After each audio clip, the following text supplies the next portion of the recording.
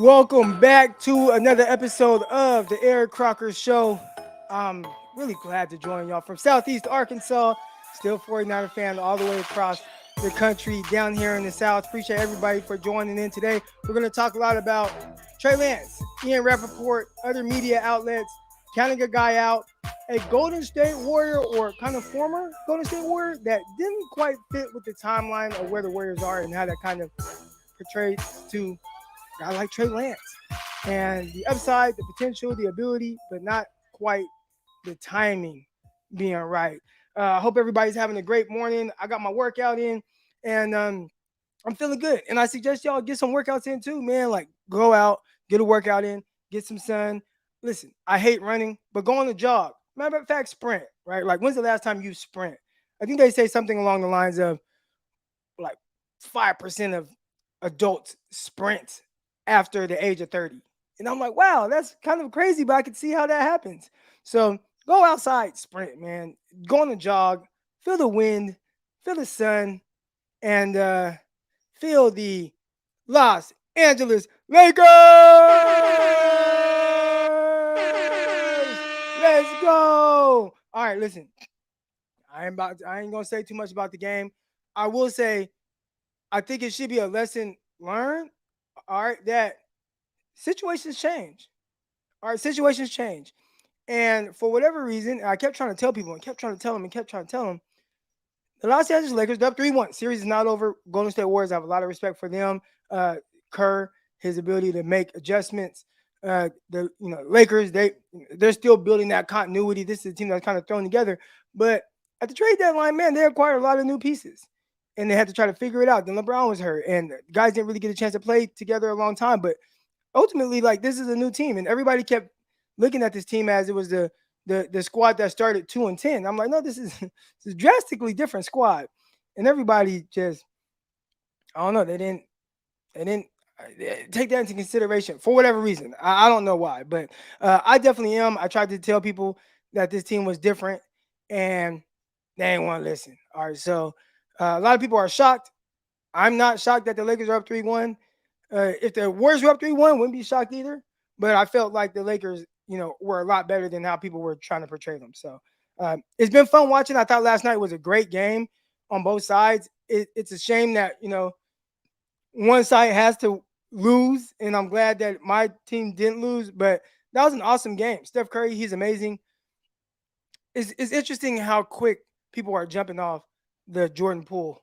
Like just trade him, get him away from the team, don't want him. And that's pretty wild. All right. Now, I ain't come here to talk about basketball. I actually do want to talk about a Golden State Warrior who didn't quite fit with the timeline. And then we'll kind of tie that all in with kind of Trey Lance and what he's going through and that entire situation as if we haven't discussed it enough. But there was a post from my guy, Rashard Phillips. And maybe I can share my screen and bring it up so you guys can see this.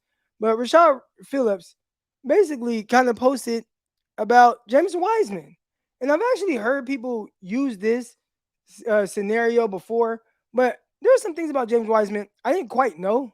Like when it comes to prospects in coming out of the draft, I don't watch a lot of college basketball. I watch UCLA. I'm a UCLA fan, and then especially once the Sweet 16 happens.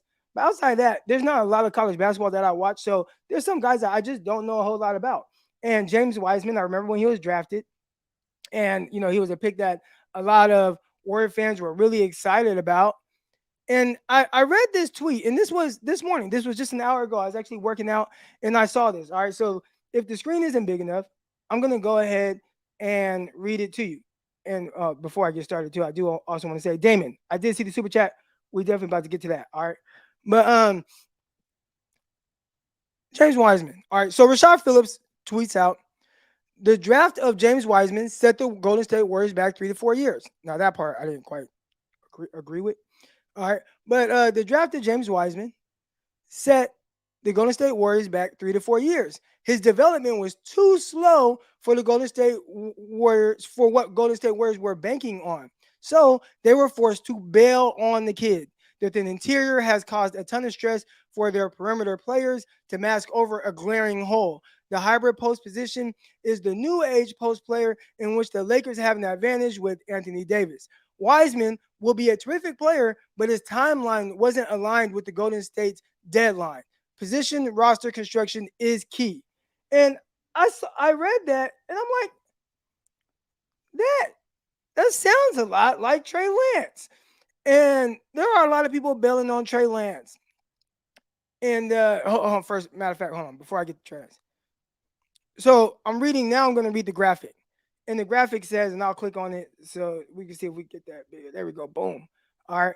So the graphic says hybrid post, a big that brings hyper versatility on both ends of the court, can play with their backs to the basket, pick and pop, pick and lob, and initiate offense. This position is very unique style, and teams with this type of player should feel very lucky.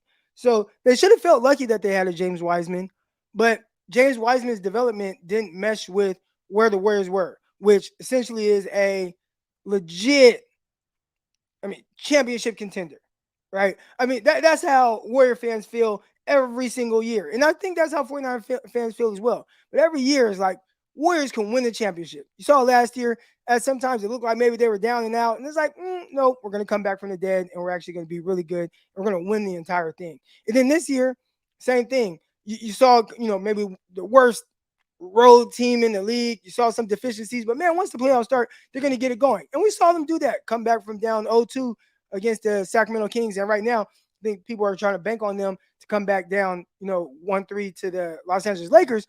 But the expectations of this team are in a different place than the development of a player like Wiseman, which has all this talent, but it's just, bro, we can't wait for that. And I was coming on here already to talk about Trey Lance and kind of what they're saying and what Ian Rapoport I'll give my thoughts on him. But it's just crazy. An hour ago, this post was made, and I read it, and I'm like, man, this is kind of like Trey Lance. This is kind of like Trey Lance, where a guy, he just needs something a little different than what your team needs. Now, we can have my guy, it's Snoopy in the chat, and he says, excuses for the wrong decision.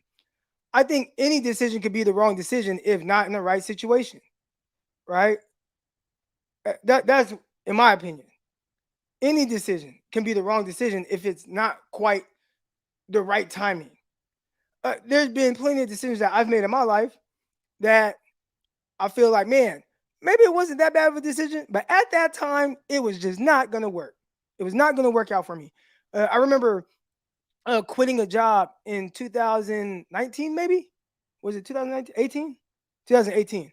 I quit this job. I worked at this school, and I'm like, all right, I'm going to go all in on training athletes. And they needed me to make a decision right then and there. So I quit. And guess what? Bad timing. I was not able to get the things going with my training of the athletes. Everything fell apart. And then it left me just, all right, what do I do now? Right? Like, I can't go back to that job. I essentially quit. And it was bad timing. It wasn't that training was a bad idea. I train now and I do great at it, and I own my own sports performance facility. But the timing of it wasn't great. The timing of it wasn't great. So I can make excuses for the timing, or oh, you left that job and went all in on training. It didn't work. That was a terrible decision. I think it was just bad timing. All right, so I just wanted to share this with y'all about James Wiseman, and I thought, man, that really fit kind of what the 49ers are going through right now. All right, so let's kind of transition into Trey Lance. Ian Rapoport, he is on the Pat McAfee show. Great show. Love what Pat McAfee is doing. Great person. Talk about versatility. And this guy that goes WWE. See him doing flips off the ropes and jumping off the top rope. Then you see him college football game day. And, it just feels like a natural there. Then he has his own show, and he does a great job doing it. All right. A lot of money. What, $130 million deal with FanDuel? And that's just with FanDuel. That's not including all the other sponsors. But the 49ers and how Ian Rapoport talked about it. And I think a lot of people kind of agree with this without knowing that they essentially agree with it, but the development of Trey Lance does not align with where the 49ers are. It just the development of him, what he needed.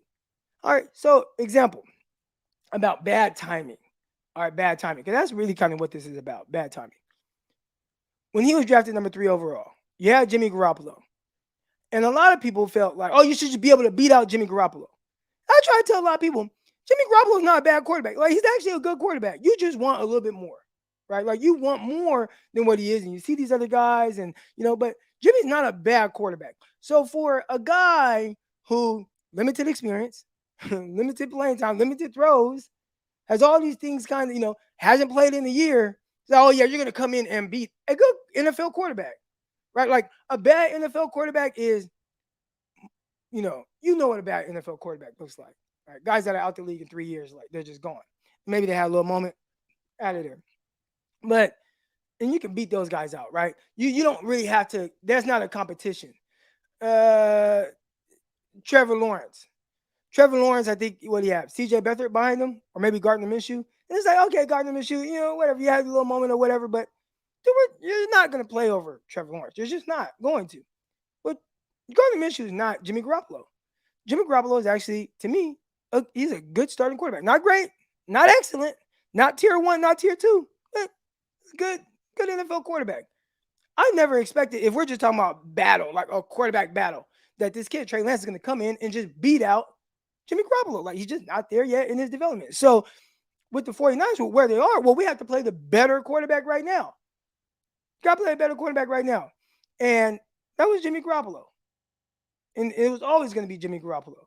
So unless you just remove Jimmy Garoppolo from the situation and then do what some of these other teams have done, which is have a lower tier, kind of backup, and it just forces you to really go with the ups and downs of your quarterback, you're going to deal with what the 49ers dealt with.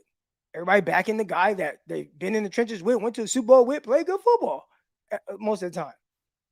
Like, oh, that's our guy. And he's better than this young kid, which I would agree, right? But to the James Wiseman comparison and to where Trey Lance is, their timelines on their development didn't align with where their current teams were. So Ian Rapoport says that essentially the 49ers, Sam Darnold is going to start, right? Like, that's what we're hearing that a lot.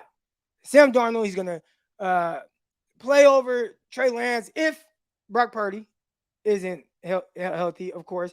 And that goes to the we had the super chat here. Or was it at? It was near the beginning. Here we go. Brock Purdy starting week 1 is not that hard. And I would say, Damon, I would agree if he was 100% healthy. He's just not. So I would give it a 60% chance he is the week 1 starter, which those are better than bad odds, right? Like, that's a good chance he's going to be the week 1 starter. But there's a 40% chance that he's just not, for whatever reason. A minor setback, maybe, they don't want to rush it. All right, so he's like healthy, he's throwing the ball, but just not 100% guaranteed. But you just don't know. So as of right now, you kind of have to put all your chips on the table. And I would say, hey, we got to prepare for everything. You got to prepare for Brock Purdy being the starter week 1. You got to prepare for Trey Lance or Sam Darnold potentially being the guy. Like, you don't know. I don't know. I can't say 100%. All right, so I think it is a little bit harder than what you're saying, Damon. And that, no disrespect to you. I appreciate the comment. And the super chat. Thank you. But as it pertains to Trey Lance and how the media are talking about him, I understand Ian Rapoport from the standpoint of we just don't know. We don't know. And typically, heading into year 3, you want to know. And you don't. So he's just like, I'm going to skip over him and we're just going to go with Sam Darnold.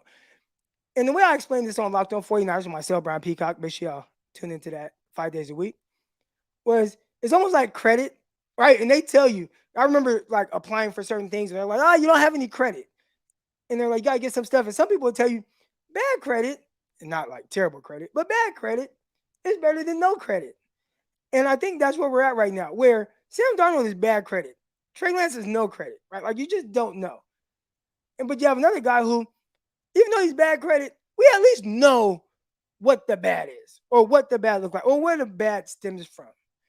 And I think with Ian Rapoport saying it, I assume, because I typically assume with guys like Ian Rapoport, Adam Schefter, and maybe we should have learned from the 2021 draft, but I assume that they're hearing this from people. So when you say, "Oh, Sam Darnold," and you say it with that kind of confidence, oh, you're talking up Sam Darnold because this is what you're hearing. And the way he backtracked on his comments, it's like, wow, you fooled me. This is your opinion. And that's fine. But now he comes out and says that he's getting pushback from the 49ers organization. Like, well, why are you just skipping over Trey Lance? Like no, like that's our guy right now. Like over Sam Darnold. And I don't know if that's someone playing damage control. I mean, they haven't come out, and we haven't heard a lot of people come out and say that. But I guess those are conversations that's happening behind the scenes that aren't really getting out for whatever reason. So I look at this situation for Trey Lance, and I'm going to bring y'all on. All right, that we don't have a whole lot more to talk about. It is your guys listen. It's the off season. All right, so go ahead, click the link, and come in live right now. Just give me your thoughts. And I saw somebody yesterday say, "It's always the same people." Well, somebody else bring your ass up here too. Then, come on up. I just want to talk. This is not.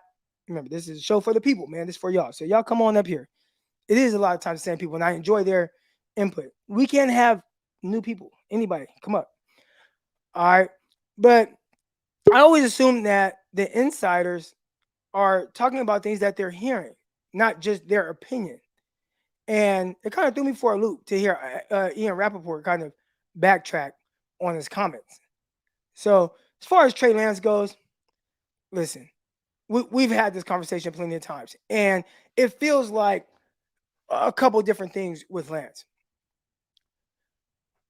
Some people understand the process of development and what it might look like for different people.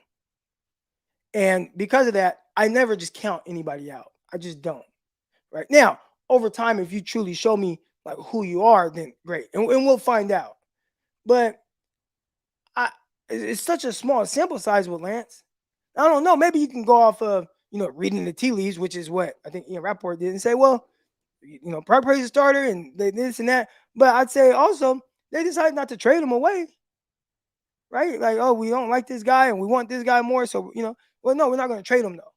Well, why wouldn't you?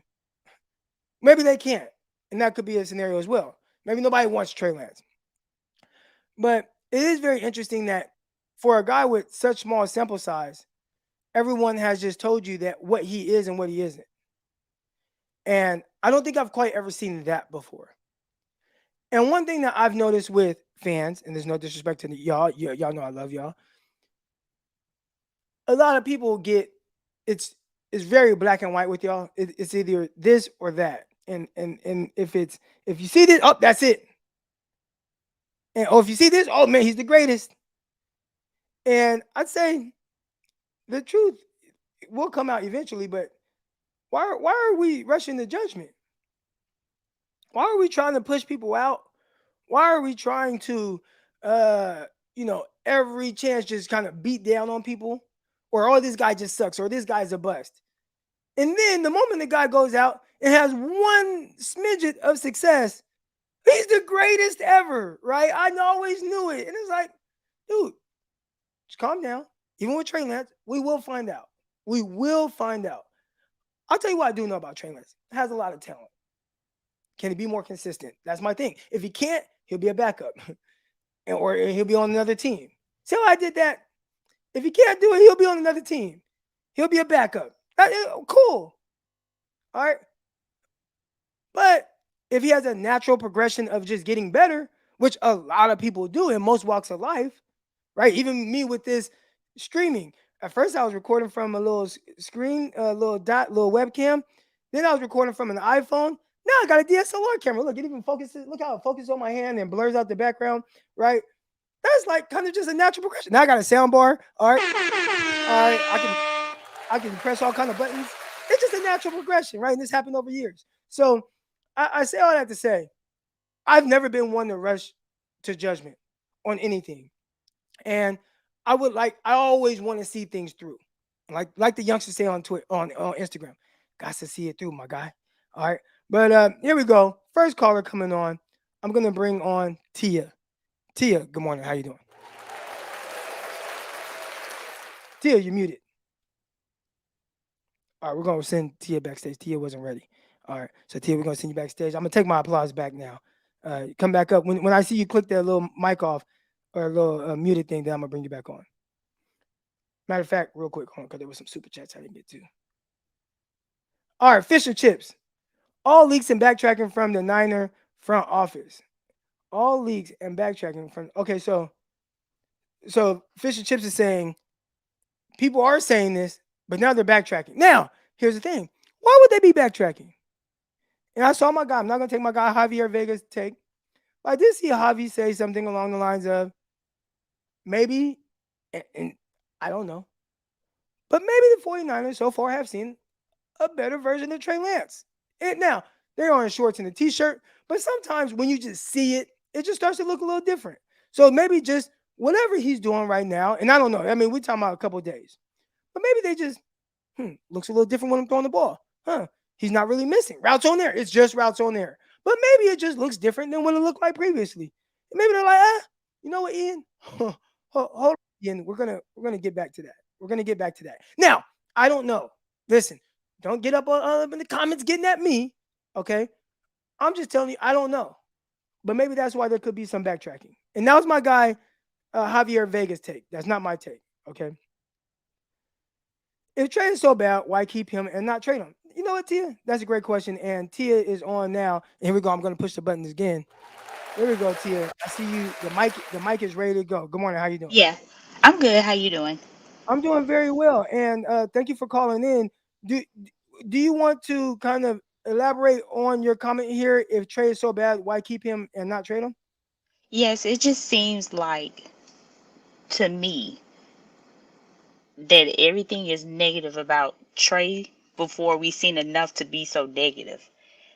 We can't automatically assume that because of the one game and the tsunami that he's trash. I've seen several games where we was like scratching our head about Jimmy Garoppolo. Not saying that Jimmy is a bad quarterback, it's just some of the dumb decisions that he make in the most inopportune time for him to just, oh, why'd you throw the interception? Or why did you do this? And I've just seen some of the kind of the same traits a little with Purdy the last 4 games, and even including the playoffs, where he started to be kind of careless with the ball. The only difference was they just didn't catch it.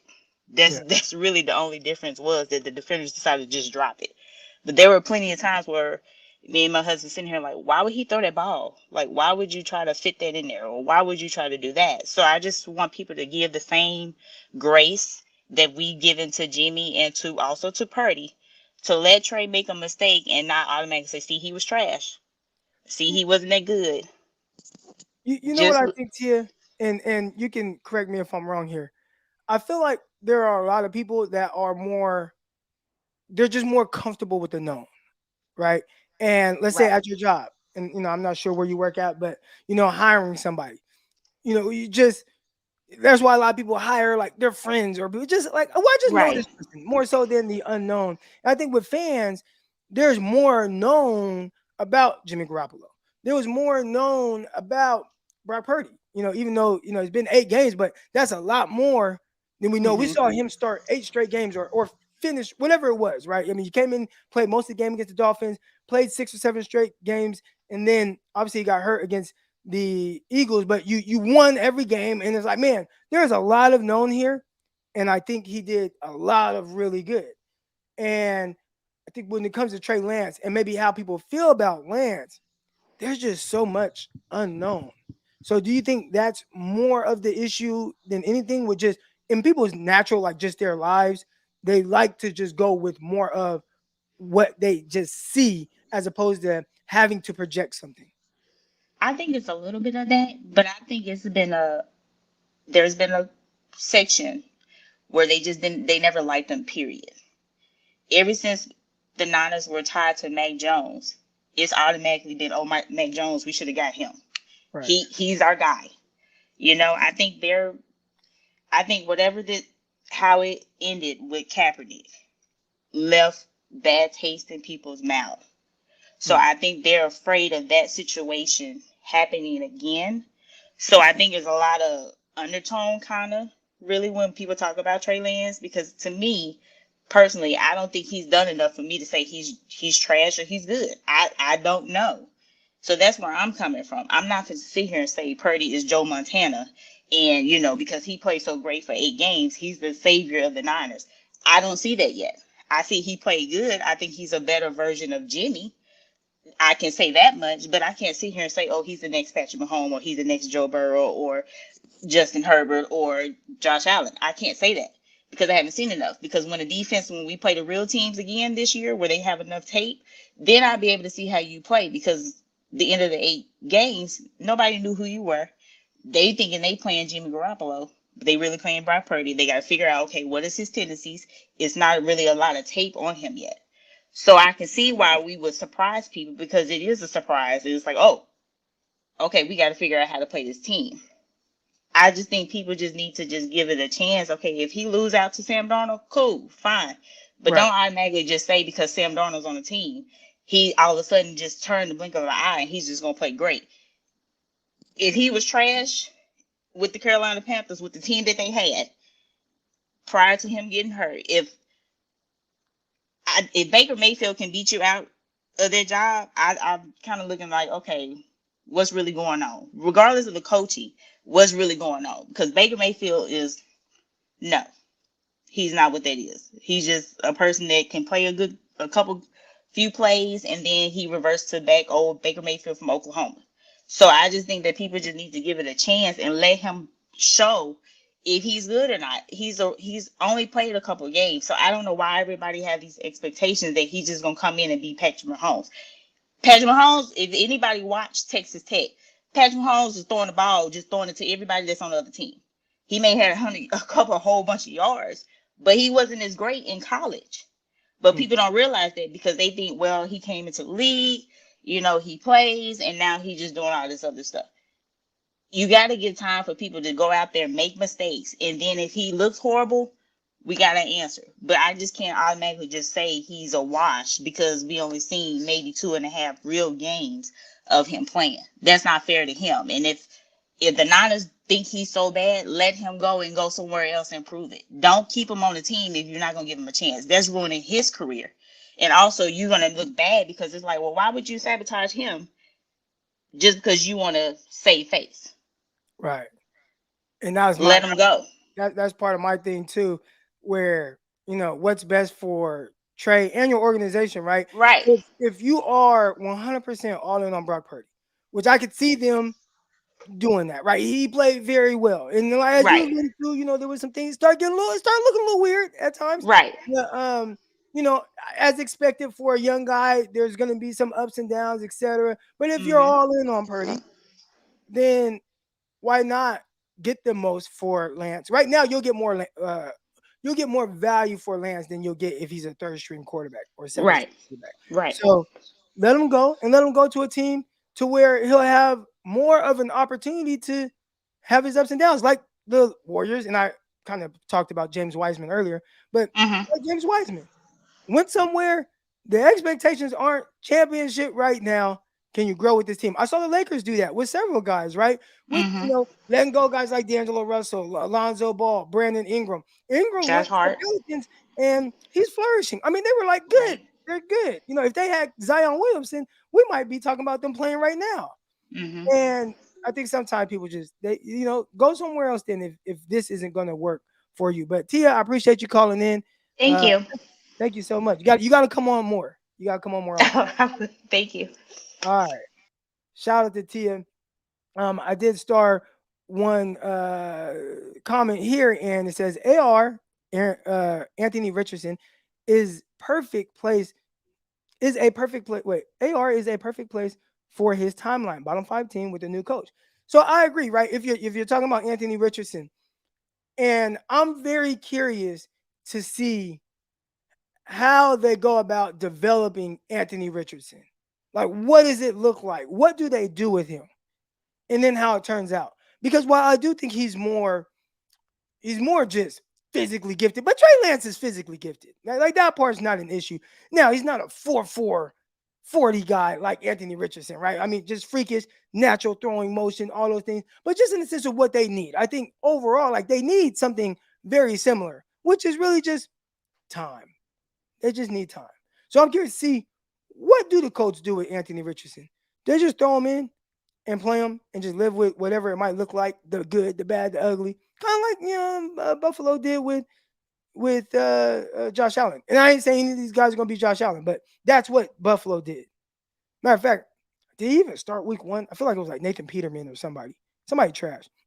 But ultimately, he ended up starting a bunch of games, and it was a little weird. And that was a Buffalo team coming off of a playoff appearance with Tyrod Taylor just the year before, and then they missed the playoffs. But they kind of like, hey, we kind of have to go through this with Josh Allen.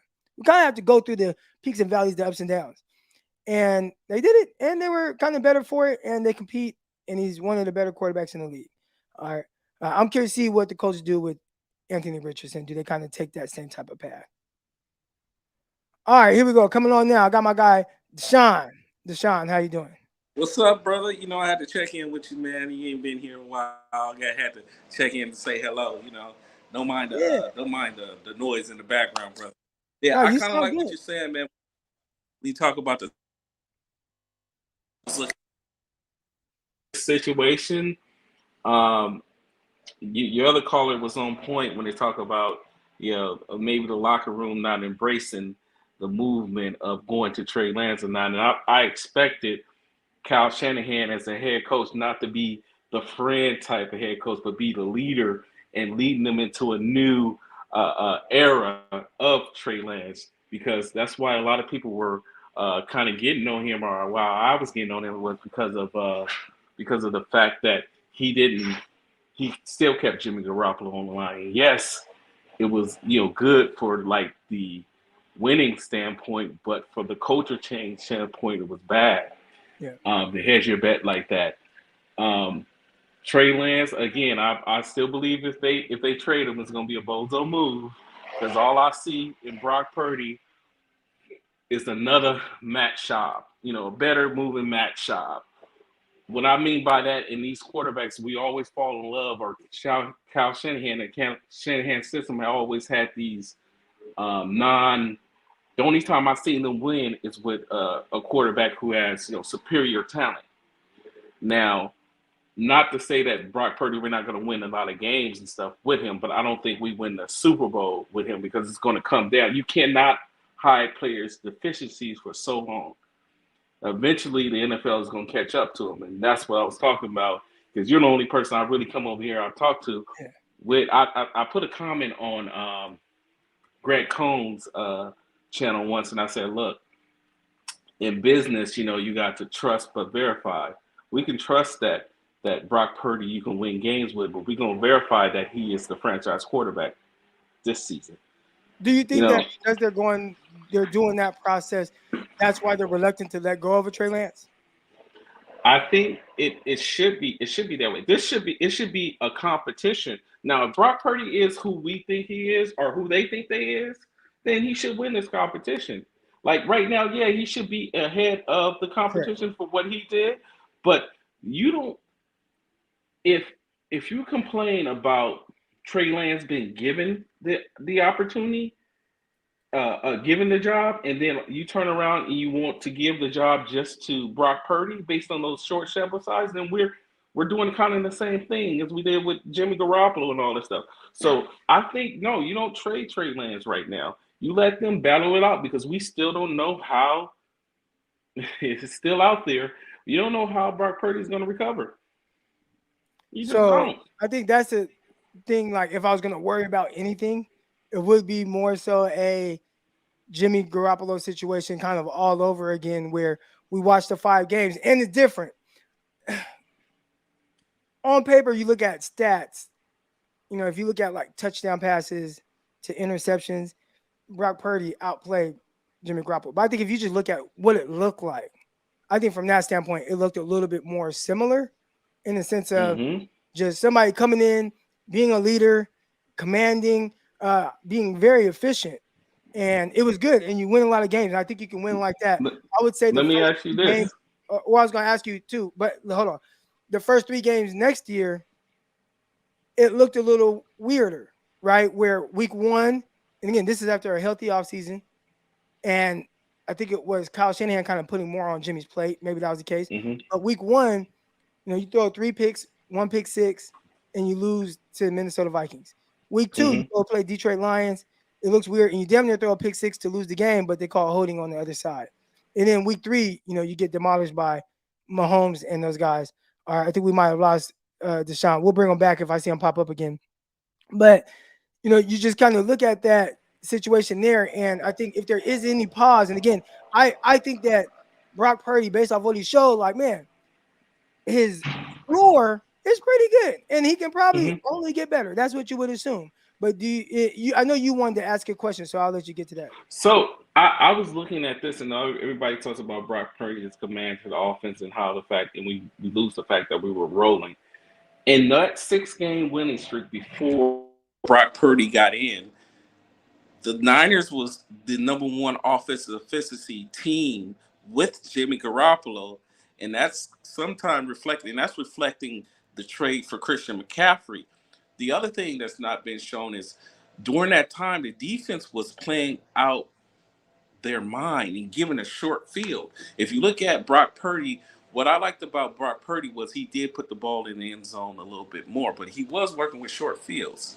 Now we're not going to necessarily go into these this year and he's going to necessarily get all these short fields. He might have to march it down the field a little bit more, as in reflecting. And when you look at the playoff game against Dallas, he went from 33 points a game, short field, doing all this stuff until you had to really operate a whole team going down the field more to now 19 points a game. So I don't know whether it's we were playing bad teams and the defense was just smothering and giving short fields, and he's able to, make some things happen. Kyle Shanahan dialing up the Kyle Shanahan specials, and then he's scoring, or is it just Brock Purdy? Because we were operating at a good efficiency with Jimmy Garoppolo too. Right. I would say that I don't. I feel like that. There's a video I have saved in my bookmarks on Twitter, and it's 50 Cent, and he's like, you know, he don't want to say what he wants to say because he doesn't want to sound like a hater.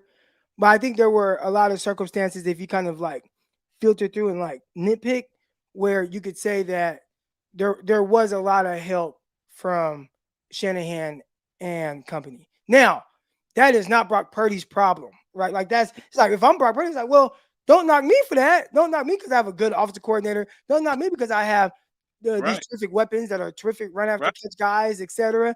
But it's not something that I discount in the sense of evaluating who Brock Purdy is. So I think Mm, ultimately it is a guy that's, I mean, we're talking about 8 games. He was a rookie. He stepped into an almost unwinnable situation and won in that situation, being the guy. And I thought that was awesome. And I do want to continue to see, hey, does he take his actual game to the next level? right. In a sense of just certain things where I'm like, okay, I kind of want to see him do this or I want to see him do that. So I think that's the next part for Brock, just it not being now, I guess, will this always be the case if you are the quarterback of the 49ers, where people question everything you do because of who you have, right? Am I going to question, let's say it could be Brock Purdy, it could be Trey Lance, and he throws a 5 yard pass and Debo takes it 80 yards. Am I going to be like, well, he threw the ball, but, I mean, Debo take it 80 yards. Or, man, it's a blown coverage and, George Kittle was wide open and there's a blown coverage. Or, you faked the screen these ways as a play call. And like, am I going to question it if it's Lance? Am I going to question it if it were, any other quarterback that it feels like could come in and maybe not even play to that extent? I mean, Purdy played very well, but do similar things. So I think that's the part that might be a little unfair to Brock Purdy. I want to close it out with this because you touched on a good point when you talk about Debo Samuel taking it 80 yards. What I don't understand about some people is they discount the talent around him. Like Trey Lance can't throw 8 yards, and then Debo's now supposed to lose the ability to run it 80 yards. Like, why are we discounting the team around him? Like, okay, you have in Trey Lance. Trey Lance can't throw this ball 8 yards. I think they're discounting Trey's ability to complete that pass. Mm-hmm. And I would say over his games right now, we haven't seen enough of that, right? If every game looked like Houston Texans game, I think people would be more comfortable, even though there's still like moments or whatever, but they probably just be like, Offense that you did in cool, the like cool, you know. But every team made the Texans defense from that year, and the competition gets stiffer at different times. So we're gonna have to see. Deshaun, I do appreciate you coming on. I know your screen went black again. I am gonna get to the next two callers, and then we'll end up kind of getting out of here. Real quick, I wanted to touch on a couple of these things. I always star some of the comments. Got my guy official B&A music on here, and he says Tyrod was gone when Allen was drafted. Tyrod was gone when Allen was drafted, but Tyrod was the quarterback the year before, and they went to the playoffs with Tyrod Taylor, and then they just didn't bring him back. And I want to say he went to the Browns and was a Browns quarterback, then like hurt his thumb, and then Baker Mayfield took over, and then it was like, well, he's out of there. Then he went to the Chargers, and he was a starting quarterback, and then he got the shot in the lung or whatever it was, and then Herbert. So he had a little bad luck. A little bad luck stretch there with some of these rookie quarterbacks, but Tyrod was the quarterback the year before. They went to the playoffs next year. They didn't have him with Allen. Got my guy 187 here, and there's a couple comments from him right here. He said, y'all said Trey was ready. Y'all lied. Y'all didn't say it would take 3 years to play 5 games. Well, first of all, it's been 2 years. He has played 2 years in the NFL. And I would say that nobody thought, I didn't think, based on ready. Ready for what? I think that's the better question, right? Like, is he ready to start a game?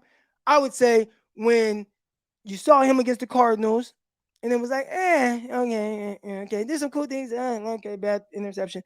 Then you watch him against the Texans. Okay, was he ready to start the Texans game that the season really was on the line? Because if you lose to the Texans, you don't go to the playoffs, right? So he was ready enough to start that game. Now, what would it look like over a stretch of the season? And that's the part we just don't know because you had Jimmy G, didn't play, then he broke his ankle. So game 2. So, I mean, when you say, oh, well, you said he's going to be ready, blah, blah, it's been 3 years. It's been 2 years, and it's just been some unfortunate things. Again, if I had to win, right, I'm a guy, I got to win. I'm Kyle Shanahan. Yes, I drafted this young quarterback, but, man, I got one winning season in 4 years. I can't really I one winning season in 5 years, that's not going to be a good look. I low key kind of got to go with Jimmy Garoppolo. You know what I'm saying? Like, that's how I would think. Like, okay, we drafted this guy. Hey, man, if he comes in and he looks great, cool. If he doesn't, hey, we got Jimmy G. And I understand it. I don't think that was best for Trey, but I do think that was best for Kyle and ultimately the team in that moment. It was not best for Trey and the team long term and his development. That my opinion. I think he was ready enough to play games. Was he ready enough to take a team to a championship? I would say probably not. Probably not. That's what I would assume. But again, I don't know because we haven't seen the kid play much. And he says, how is Purdy ready and Trey isn't? We've touched on this a little bit on here. And 187, this is great. Great questions, and I really appreciate the input on this. It really helped me kind of elaborate on some of the things I think. But looking at it, and again, this evaluating these situations, Purdy, Lance, and other guys, right? And just trying to when I'm sitting and thinking, hey, how did this guy have success? How did this guy have success? What did this guy need? And it almost feels like everybody needs something different, right? I always tell y'all, I look at myself in a lot of these different situations where I'm like, what did I need? You know what I'm saying? Just in everything in life, right? Like to get to the point where I'm at now, and even as like a father, and I look at me young father, 19 years old, having a kid, and it's like I definitely wasn't ready for that, right? But eventually I was ready to be a dad. And what changed?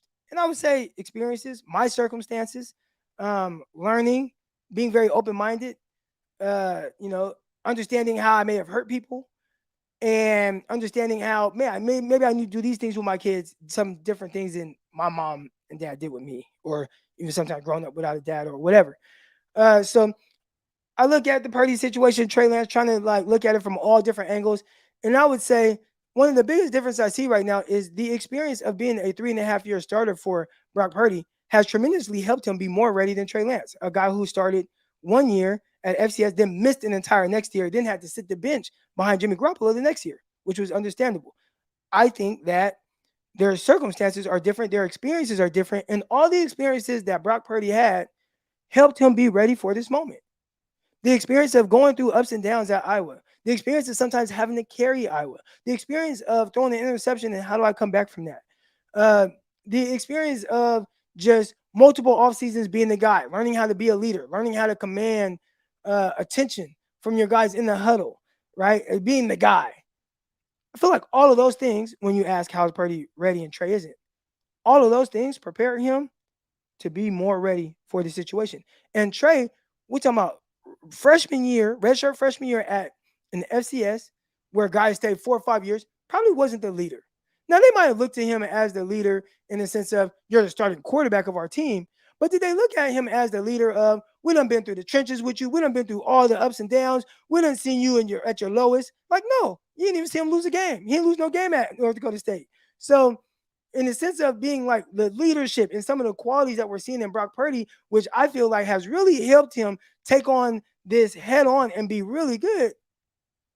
Trey is still searching for a lot of those experiences. And he may just never get it with the 49ers. And I see Steve Young talk a lot about grit, right? Like, I think he tweeted something out recently about just grit.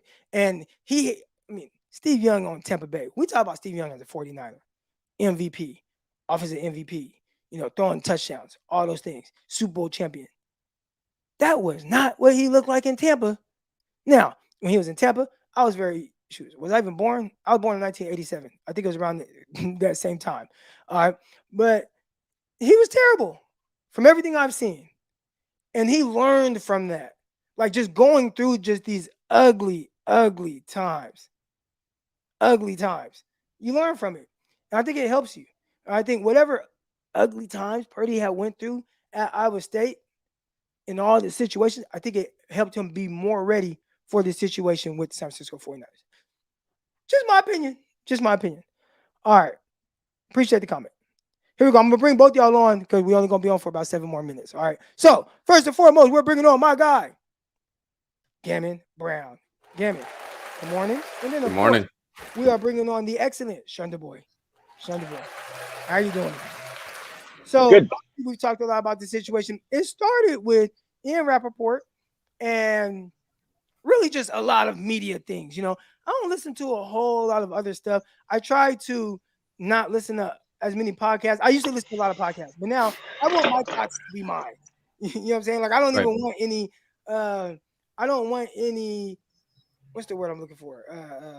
Like what's the influence? I don't want any influence from anybody else. I just want whatever y'all hear from me, like this is what I think. All right. So, but I have heard, I'll see some clips and things as what somebody else said, and it's like there's a lot of counting him out. And I understandably so. If you don't believe in the process of development or that people can develop or that people can grow. Again, I always look at myself as somebody that has grown tremendously over the last however many years. And I was able to experience a lot of different things. Somebody tried to make fun of me on Twitter the other day because he's like, you didn't even play in an NFL game and you got cut. Like, you're a failure. He was like, bro, do you know what I did before I signed the NFL contract? Bro, I worked at, first of all, I had a kid at 19, dropped out of junior college. I was out of junior college for 3 years. I robbed stores. I worked at random places. I worked at Walmart, Babies R Us, Toys R Us warehouse. I worked as a security guard. I worked, what are the things where you go and then they give you like a job for like the day or a couple of days? Temp agency. Temp agency. You know what I'm saying? I did all that, got back into football, right? Going back to junior college at the age of 21, turning 22, earned a scholarship. The first person from my family to go to college. Earned a really nice scholarship. Couldn't go D1 because my grades were all messed up. Had to go to a Division II. From there, played at a D2. Rocky junior year, tough transition. dealing with this huge culture shock of going from California, Stockton, California to Monticello, Arkansas. All right. Played 2 years there, became all conference. Had to overcome some adversity. All conference my senior year. Went to the Arena League. Slim chances of making it. I thought I'm just going to some random league. All these dudes came from the NFL. I'm like, what the heck? And how'd you do? Balled out.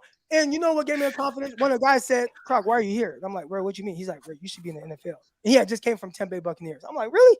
So you see those things. And then I did all that. And I signed an NFL contract. For someone to say I was a failure or to diminish my experience in the NFL, it's like you can't use that against me, because that was precious. Like, I cried when I signed that NFL contract because everything that I went through prior to that. All right. I don't even know where I was going with that, but that was something that was kind of on my mind a little bit. And I was like, what is the guy talking about? Man, I kind of laugh at things like that. Twitter's a funny place. But anyways, y'all on here, man. We got about 5 minutes or so because I got to eat and I got to try some clients. But what's on your mind? Y'all been very patient. All right. So I got my phone out, 5 minutes. I'm going to go ahead for the first couple minutes, if you don't mind. Yeah. So I liked what you said about you don't like to watch once news comes out. You don't like to watch everyone else's takes because you don't want that to influence or change your opinion on what the facts have been presented. And to me, that's kind of the biggest thing about off-season narratives. They're like turbulence on a plane. The cabin pressure, nothing else has changed, but the outside of the plane is going to be rattling, shaking, but we're still going to the exact same destination. And that's what a lot of this offseason noise has been. I really wish we had more time to drop the link for 187 and Fish and Chips, because I paddled your boy Kruger on like two different things. I was the only one who put up $1,000 to say that Trey Lance wasn't going to be traded, because, again, I like to go facts over feelings. And I just asked that he would give me his channel. Now, I'm sure if I was wrong, everyone would be asking me to give him $1,000 super chat, but no one's asking him to give up his channel. And don't listen to Mr. BMW Lotus. He's a troll. Unlike 187 and Fish and Chips, I feel like they're actually people, but BMW Lotus is a troll. He probably doesn't even own either of those. Look, big thing for me is that Trey Lance is he's stealing back the narrative. This is the thing that's really crazy to me. Look, facts over feelings, Brock Purdy is number one. Does Brock Purdy start week one? Nobody knows. And you know what? In about a month or two, people are going to be going like, who's starting number one? Why don't we know? Well, the 49ers will use that uncertainty of who their starting quarterback is to their advantage and force their week one opponent to have to cherry pick and game plan for three different quarterbacks. Also, too, John Lynch has actually came out, publicly spoken about how he's encouraged and likes what he sees from Lance's off-season workout. The front office is finally standing behind Lance and defending him. Lance also, too, is heading into camp confident to compete against Sam Darnold. And then here's the why. He used the workout sessions with Mahomes to limit test and push himself. He kept looking. The first quarterback during this offseason that he was looking over his shoulder was at Mahomes. Now, when he comes into whatever competition he's up against in Darnold, whatever Darnold brings it's light work, right? Like when I saw you squatting that 425 pounds, Croc, deadlift. Like I'd be out there like 290, 275. I got a back fit. I'm trying to protect that. So it's light work, but it'd be like, you had someone there who was deadlifting like 500 pounds. And so now you're coming in there and you're like, gosh, his throws when he's looking over there are just not the same what I was used to. And that just, when you know how so much further you have to go and you're there, it just really kind of just pulls you along. Also, I want to say this last thing, and then Chunder Boy, you rock it because we only got 3 minutes left. Domantas Sabonis is to the regular season what Anthony Davis is to the playoffs. The whole entire time I was told, the Kings, we have never been in the playoffs, so we don't know what playoff basketball is like. And they were like, hey, just because we did terrible in the regular season, you don't know, but we're 4-time NBA champions, kiss the ring, kiss the bling, and then we're champions. It's so funny that, got discredited on that point. But then on the other hand, they discredited the Lakers, and they're like, look, the Lakers are just as much of a different team. They're built for the postseason, not the regular season. And the other thing, too, is where Domantas is to the regular season and Anthony Davis is for the playoffs. Here's my take. Brock Purdy is the quarterback who you want for the regular season, but somebody who's as skilled and talented with their arm is what you want a guy like Lance or Darnold for, Genderboy? Okay, so the super chat that I started today's show off with, Brock Purdy will start the week 1, and it's not that hard. The reason I say that is because there's a kind of a misconception of why Brock Purdy might not be ready, and people are thinking that it's a contact thing. He's not going to be ready for contact. Not true. So the first 3 months of his recovery is about totally recovering that UCL. Once it heals, he's not in any more danger from contact than he would be 2 months after that. Like once the actual ligament has healed, there's no danger from contact from getting hit. Okay, so we need to get rid of that notion that people think there's some sort of ramp up period where he can take contact. Not true. That's absolutely false. Please call Coach Desi and fact check me on this, by the way. I want to make sure I'm not wrong. The second part of it, the 3-month ramp up is about building up his arm strength, building up the tendon's ability to withstand the fatigue, because that's the secondary thing that could cause another injury, is the fatigue to the tendon that causes a new injury because you didn't give it time to build up the strength in the muscles and the attachments around the tendon that is now healed. We will know 6 to 8 weeks into this thing after he starts throwing whether or not once he's on track. The last couple of weeks is just building up the ability to throw it 100 times every day in practice. It's just about building up the arm stamina. It's not about whether or not he can go and compete on a field. So he's going to be the week 1 starter. There is a chance we have a setback, but you're going to know before you even get into training camp whether or not he's on a timeline. And we're going to also have that. So it's a 90% chance, 95% chance that he starts week 1, because it's unlikely with where he's at that he's going to have a setback that would prevent that from happening. Okay. So the second thing, there's this narrative that Kyle Shanahan can't develop quarterbacks, has never developed a quarterback, right? And that he somehow screwed up Trey Lance because he doesn't know what he's doing with developing quarterbacks. So ask anybody out there. There's only one quarterback in the history of Kyle Shanahan's career in almost 20 years in the league that has played better under a different coach than they played under Kyle Shanahan. And that quarterback is Kirk Cousins. He was only with Shanahan his first 2 years, and he credits Kyle Shanahan with his development. You know who his offensive coordinator was in year 3 under Jay Gruden, who's also an offensive coach? It was the guy from the Rams who is the head coach right now. That was their offensive coordinator, Sean McVay. He doesn't credit Sean McVay with his awesome season and getting paid. He doesn't tell it's Jay. He says it was Kyle Shanahan that developed him as a quarterback. Okay, so we have to get rid of this narrative that he can't do that with a quarterback. Now, this other narrative that sitting Trey is a mistake. Tell me which of the top 5 quarterbacks started game 1 in the NFL. I ain't say that sitting him. No, I understand. Hold on. It depends on where the guy is. For Trey Lance, it wasn't so much an issue with just sitting and learning the NFL game. He just hasn't had reps. Correct. So but that's because of injury. Need to play. It was more so about like what goes into being a football player. Like he has experienced those things, and it's tough when you get a guy that needs to experience that at the highest level. But he just hasn't experienced a lot of those things. And the data I was able to collect on, and seeing other guys and Brock Purdy and things like that, and I'm like, I think he needed a little bit more seasoning in the sense of just experience. And then you start looking at 100%. 1 year, like, dang, okay, did he understand leadership? Like when you hear, man, Brock Purdy came into the huddle and he just took command. Yep. It's like, was that something that Brock Purdy, would do if he only played 1 year at an FCS? And that might all probably not. And they talked about him being a very serious person. But I think a lot just having the confidence to do those certain things, or even practice. Trey Lance was scared to mess up in practice, right? They're like, hey, man, we just play ball. And he's like, I don't want to. Brock Purdy wasn't scared. He's like, I'm not scared to mess up. Like, I'm just going to get you guys. Like, I'm trying to dice y'all. Yeah, all those things. I think really, like he needed to play because of things like that, but not so much because, just throw a guy in and all of a sudden he's going to blossom into this great quarterback. But the problem is there's this false narrative that Kyle Shanahan somehow screwed up the timetable. Shanahan somehow had a bad plan. All this hasn't, there's this false narrative out there, and it's absolutely not factual. Their plan was sit him for a year, let him learn behind a guy like Jimmy, and if some point he gives you the best chance to win, then you play him. If not, then year 2, Jimmy walks, Trey takes over. That was the plan. Everything was on track. He got hurt. It blew everything up. Yeah. Right? Now here's the thing. Again, I'll go back to my question. Name a top 5 quarterback that started day 1, week 1. The only one you can think of that's potentially top 5, I don't think he is, but Lamar Jackson started. Joe Burrow? Okay. So of the top, yeah, he stopped behind somebody, right? Joe Flacco. Or did he start day 1?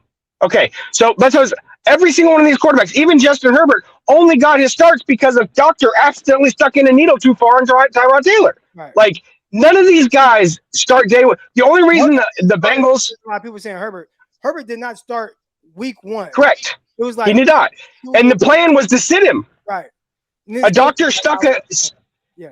No, somebody stuck a needle into Tyrod Taylor's lung, which forced, and he had to start. Herbert had to start with like, oh wait, I'm starting today. No prep, no nothing. Went out there and was slinging it, and they were like, oh whoa, hold on, we're just gonna do this, right? He was trying to play Tyrod, but Tyrod wasn't ready for the next game.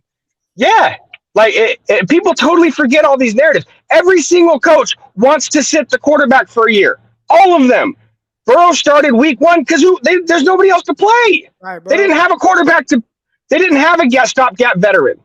Like, so all these narratives, man, they're not based in reality. And can we please, to my guy Gammon, can we please stick to the facts and stop giving into our feelings? Exactly. It's just turbulence. That outside noise, it's turbulence to what's actually going on inside the plane, inside the stadium, and you're hearing it internally. They're actually, Chunder Boy, I'm telling you, man, you absolutely killed it. Croc, I know it's about ticky-tock that time for you, but yeah, man, this was amazing. Right, like and subscribe, everybody. Get the numbers up. Yeah, Underdog Fantasy, code word Crocky.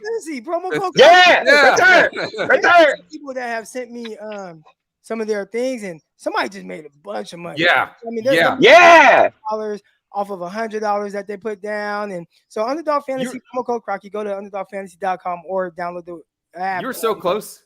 You're so close too, Croc, to cashing out with that bag, man. I get there's like Anthony Davis just all of a sudden just didn't score like in the fourth quarter or whatever. That hurt me. I needed like 2 more rebounds I need Anthony Davis to score like 4 more points, which he had like 19 at halftime. I'm like, oh, got this in the bag. It's a wrap. Yeah. And then Vanderbilt. I needed Vanderbilt to get 2 more rebounds. But all of a sudden, Lonnie Walker came in balling, and that made them. They didn't even play. I don't even think they played Vanderbilt the whole fourth quarter. So it's crazy how certain things like that hurt you, and you end up just not getting it back. But I appreciate both of y'all coming on, man. And of course, we're gonna be right back right next week. All right. Shout out to my guy Shunda Boy. Shout out to my guy Gammon. Obviously, always great. Shout out to everybody that came on and spoke today. Shout out to everybody in the comments. Listen, I know there's a lot of different shows out there, and not putting anybody down, but it's like, you hear a lot of their voice. I really want to make this about y'all. I'll give my input. I'll give my thoughts. We'll talk about it. And then I love getting y'all on and hearing a completely different perspective. So please, I encourage y'all, come on, have a good time, all that good stuff. Hit the like button, hit the subscribe button. There was somebody that asked for the audio version. I'm going to put this as an audio version. All right. So I got kind of busy day right now. I got to go train some clients. I got to cook me some food real quick to eat because I just worked out. All I got in me was my protein shake. I got to eat, train them. Then I got to record Locked On 49ers. Then I got to train a bunch of athletes. So listen, at some point I'll get it put up. But thank you so much, everybody, for tuning in. You guys make this show so much fun. And we'll be back very soon. We're going to be breaking down the schedule. So probably Friday, I'll be back from Atlanta. And Friday, we'll go live. We'll break down the schedule. We'll have everything out there. And just our thoughts. Just our thoughts, man. I try to say it like Jay-Z, but thank you so much. Hit the like button. Hit the subscribe button. And I'll see y'all Friday. Peace. Give Trey Lance a chance. Nobody's a bust yet.